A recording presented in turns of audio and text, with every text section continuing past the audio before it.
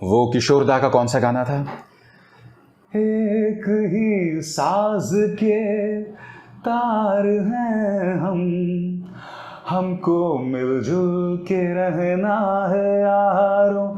है सोचो कल क्या थे, देखो अब क्या हो, तुमको लेना डूबे कहीं अपनी ये लड़ाई। प्यार बांटते चलो, प्यार बांटते चलो। न जाने क्यों आज रोज सुबह मैं उठता हूं पिछले 4 या 5 दिनों से ये गाना मैं एक बार जरूर सुनता हूं। किशोरदा ये बात 50 या 60 के दशक में कह गए थे, मगर आज उनका गाना इतना प्रासंगिक है। दोस्तों, आप जानते हैं जब वक्त गुजरता है ना तो हम मानसिक तौर पर बेहतर होते जाते हैं, हमारी सोच बेहतर होती जाती है, हमारा संगीत बेहतर होता जाता है, प्रगतिशील होता जाता है, खुली सोच का होते जाता है। पहले के जो गाने होते थे उसमें सांप्रदायिक सौहार्द की कितनी अपील की जाती थी। अल्लाह तेरो नाम, ईश्वर तेरो नाम, सबको सम्मत दे भगवान, सबको सम्मति दे भगवान। कितना खूबसूरत गाना था लता दी की आवाज में। और मकसद मानो उस वक्त के इन दोनों गानों ने 2022 को देख लिया था, 2021 को देख लिया था, 2020 को देख लिया था, और हम देख रहे हैं इस देश को लगातार फाड़ने का, दो फाड़ करने का प्रयास किया जा रहा है। हमें अंदाजा नहीं है, हम अपनी नफरतों के चलते इस आशियाने में आग लगा रहे हैं, और एक ऐसा वक्त आएगा जब सब कुछ जल जाएगा। फिर आप क्या कीजिएगा बताइए? अल्लाह तेरो नाम, ईश्वर तेरो नाम जो गाना है उसमें एक और पंक्ति है। उस पंक्ति के अंदर, उसे आप ध्यान से सुनिएगा, उस पंक्ति के अंदर कहीं ना कहीं जो लोग दंगे कराते हैं, जिनके हाथ में ताकत है, उन्हें सद्बुद्धि देने की अपील भी की गई है। ओ सारे जग के रखवाले, ओ सारे जग के रखवाले, निर्बल को बल देने वाले। अब आगे सुनिएगा। बलवानों को दे ज्ञान, सबको सम्मत दे भगवान, अल्लाह तेरो नाम।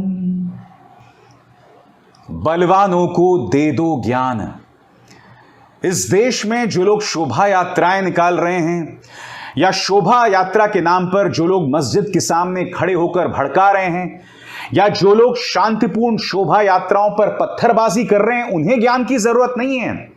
ज्ञान की जरूरत उन्हें है जिनके हाथ में सत्ता है। ज्ञान की जरूरत उन्हें है जो राजनेता हैं। ज्ञान की जरूरत उन्हें है जो इन मुद्दों पर राजनीति कर रहे हैं। ज्ञान की जरूरत उन्हें है। ये दो गाने आज से कई साल पहले ये बात कह गए थे, कई साल पहले कह गए थे। ये सिर्फ गाने नहीं है, ये जज्बा है, और इस जज्बे की जरूरत आज इस देश को है।